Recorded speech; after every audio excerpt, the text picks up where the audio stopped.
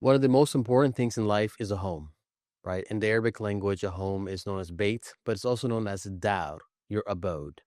And a home is one of the best analogies to give when we're talking about marriage, right? And this is why when Gottman, one of the leaders in marriage therapy and how to help couples grow as soulmates, he gives an analogy to explain marriage through a home. So let me show you what he does. And in this video, what I'll go over is a new model that I think we can use as well. So here he has the sound house, right? And he essentially says that on the left-hand side here, there is trust, right? That's one of the pillars of a home. And then he says there's also commitment. So trust and commitment are the two pillars that you need. If trust and commitment are not there, then the house collapses. And then he talks about the different layers of this home. So if we go back to the image here, then we have, for example, building love maps. Do you even know your partner at hand? Do you know their favorite color, their favorite candy, their favorite dessert? Like, do you actually know them? Do you know the one place they would want to visit? That's why oftentimes when couples get married for the first time, they have the 20 question, right, test. Like, who will win? Who knows their partner better? Then when we go down here, he says this next thing is sharing fondness and admiration for one another. And then turning towards one another. When you give a bid, does your partner accept that bid or not? And this is a very important thing because bids look like very small things, like, hey, look at the sun out there. So this is what turning towards means. If we go back to the image, a positive perspective. This is known as husnul dhann in Islam, which is having positive perspective, a positive opinion about your spouse. And then he mentions manage conflict, right? Then having your life dreams come true, and then creating a shared meaning, right? So this is pretty much the house that he has built. But what it doesn't include an Islamic perspective of how do Muslims also build their marriages together. But a lot of this is true and a lot of this is correct. All we have to do is reframe it in a way that makes sense. So if we go to the idea here, okay, one of the most important concepts, especially in Arabic, the Arabic language, is you have 10 forms. And there's something known as fa'ala, as form 3, which is when that verb is used, it's when one person directs something towards someone else. But then there's another form called form 6, tafa'ul. That's when there is a mutual action happening between two people. So this is no coincidence that when you look through, Islamic texts in the Quran, that you'll see words that are of mutual benefit, not of individual benefit. And so the new house that I built here to explain this is of 4 different levels with 4 different terminologies. So let's go through this here. The first would be a ta'aruf, right? Which is mutual knowing. Do you both know one another? It's very similar to Gottman's shared loved maps, right? Then the next here is ta'aluf, which is mutual affection. You both are showing affection to one another. Then the next here is ta'awan, mutual aid. You both are assisting one another. And the last here is going to be mutual counsel, tawasi, right? Where you're counseling and you're guiding each other at the same time, right? And so we have these concepts already built in to our ecosystem, into our framework. Now we just have to use it accordingly. And also what I've drawn here is on the left-hand side, you have the husband. On the right-hand side, you have the wife. And up top, you have Allah subhanahu wa ta'ala, right? And so what's very interesting is that we keep going. You'll notice that if the husband and the wife are still at the level of just getting to know one another, right?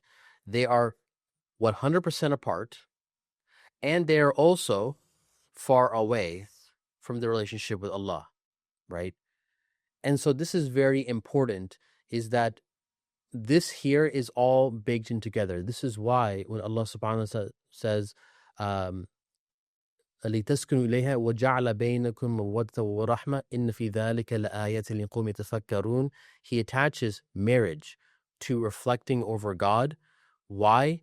Because it is all interconnected. It's not so simple. And so the point of this image is to demonstrate that we have a goal. And the goal is we want to go up this ladder, to go up this home and reach the pinnacle up top and actually make the triangle smaller because we're all more compact together. And so what I want to do is I want to show you how Gottman's house and how this model, they actually come together. So at the ta'aruf level, mutual knowing, you're building love maps, right? And what does that mean, building love maps?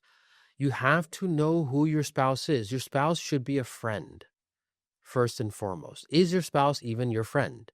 Ask a very simple question. What if I was not married to this person, would I hang out with them? Would I even have a conversation with them? Right?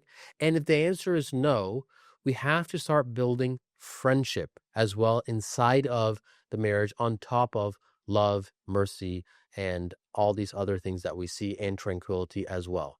Okay? So that's number one. The second one here is going to be ta'aluf, mutual affection. And what I've done with Gottman's house here is I put in 3 of his layers into this, which is number 1, fondness and admiration. Like, are you just fond of one another? Do you hold each other's hand, right? Do you make jokes? Do you do the small little things? Do you turn towards one another? Do you accept each other's bids? And also, do you have positive perspective?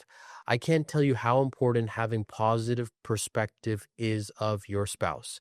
That's probably one of the most important things. In Arabic, we call it husnul dhan. In counseling, we call it unconditional positive regard, right? And I think that term is so important. It's not a conditional positive regard. I'm only going to view you in a good light if you do X, Y, and Z. It's unconditional. You are my spouse. In whichever situation you come into, right, I'm always going to think positively of you. I'm always going to see the good half, not the bad. That takes a lot of internal training there, because oftentimes it's our own selves that are getting in the way, not them. And then we have ta'awan, mutual aid, right? Mutual aid is what? How are you managing conflict? Like, how are you actually managing conflict? How are you processing conflict? How are you repairing conflict? How long does the conflict last for? What is the intensity of that conflict? I was dealing with a couple, right? And the repair that they needed, right? The wife, what she needed was that she wanted the husband to acknowledge what he was feeling. He would stonewall right away, right? And she's like, just tell me what's wrong and we'll move forward. How are you managing conflict? And also mutual aid, making your life dreams come true. You know, there are seasons. There are seasons in one's marriage. Michelle Obama mentioned that when she was married to Barack Obama, that the 10 years that he was president were the worst years of their marriage. But she also said, if you told me 30 out of the 40 years we were married would have been great, I would still do this all over again. There are seasons. One partner is at times going to sacrifice more to make the other partner's dreams come true, and vice versa. Mutual aid, this is very important. Mutual aid usually does not occur simultaneously, actually. How can both of you help each other, right? I'll give you an example. On an airplane, when you're on an airplane and they're telling you all of these steps in order to follow protocol, they say, if you're holding a child, for example, if the oxygen mask comes down, put the oxygen mask on yourself first before your child. And that's like counterintuitive. Why would you think that? Because how are you supposed to help your child if you yourself are not in a good state? Mutual aid means that you both will take turns helping each other, not necessarily you will help each other simultaneously, which means sometimes in marriage, one person will have to take a back seat. Not forever, but temporarily. And that is an agreement that both partners have. But as you notice, this is a higher level here. The last one here is mutual counsel. How are we coming together to have a shared meaning, a shared vision? What do we want to accomplish here? What are we trying to get out of this marriage? Why am I even married to you? Right? And for Muslims in particular, the biggest reason is we want to go into Jannah and we want to go to Jannah together. Let's talk about some scenarios here, which I think are really, really important to kind of describe when things are off. Now, I gave you that description, but I also want to show you what happens if the husband and wife are in different parts of that pyramid. So if you both are at the bottom here and you both don't even know each other, right? You will always have a negative perspective. That will be your status quo. To increase positive perspective, you have to first get to know one another. If you're always down there, you will only see each other in a negative light.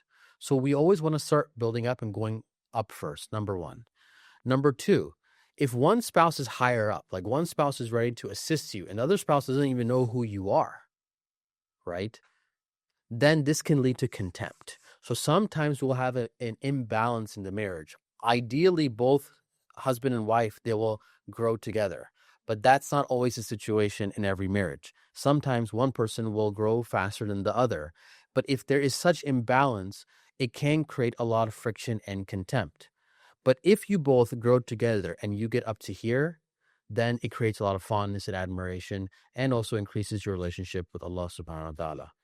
So some patterns that we see when we look at husband-wife dynamics is that if we see the husband, he's up here, he admires you, he listens to you, he understands you, all these things, and you're down here as a wife, usually the dynamic that plays out is that the husband builds contempt and the wife has defensiveness. She defends all the time because she feels like she's being attacked. But she feels like she's being attacked because she doesn't know you. She doesn't know where you're coming from. She doesn't know why you're saying what you're saying. If you flip it, and the wife is someone who's very understanding, she has grown a lot, and the husband is someone who doesn't understand the wife, then that dynamic turns into the wife having contempt, right? She's having resentment. That resentment is growing, and the husband, and it's very common for husbands, they stonewall, they shut down, they stay silent. Right? And that's because he doesn't understand why you're acting this way. Like, why is she responding to me this way? Why is she, quote unquote, disrespecting me by talking to me this way? Right? And obviously respect is important, but you'll see these dynamics play out in a bigger picture because you both are imbalanced. And so another thing that's very, very important here to understand is talking to each other. If the husband and the wife want to give advice to one another and they both are at a very, very low level, right? Then the nasiha, the advice comes off as prosecution. This is very important, right? If you're in a bad place as a couple and you both are down here and you're trying to give advice, it's never going to come off right because you're not there yet. Right? You can only give proper advice when you've reached up here and you're in mutual counsel, right? You are mutually counseling one another. So everything needs timing. And what's really important, if you go back to the original document here, right? Everything needs timing, right? It takes about 5 years here. The honeymoon phase, right? Generally, when you're getting to know one another deeply, you're growing together, you're getting up there. And then you're talking mutual affection, you're talking probably another 2 to 3 years. And then when you hit 10 plus years, you're probably now addressing these areas up here. This is a long-term growth. This is an institution. This is not a short-term play, right? But this gives you an idea of how we should grow. And if you can apply this in your life and you can see where you are, the first step that I see, especially with a lot of immigrant families and also marriages from the eastern part of the world, is that they think marriage is only about mutual affection. But they completely forget this step here. They don't get to know their spouse. You should be your spouse's best friend. Also, you should know everything about them. And in order to do that, you have to pay attention, though, to the small things that they say, to the small things that they do. And if you're right now getting stuck in your marriage, start there. Start paying attention to the small things, and you'll see that your marriage will get better over time, inshallah ta'ala. See you in the next video.